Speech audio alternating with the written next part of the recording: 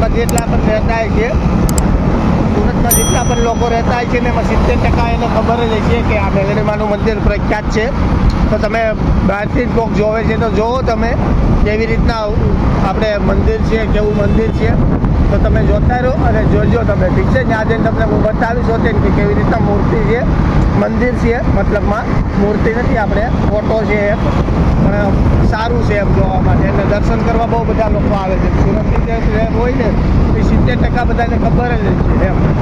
તો ઠીક છે, તો ચાલો આપણે હવે ત્યાં જઈને તમને બતાવો. આપણે હવે ગાડી અહીંયા મેકી દીધી, પાર્કિંગ કરી દીધી હતી, અને આપણે આવેલા છે ને, જો અહીંથી આવેલા છે આ રસ્તા ઉપરથી.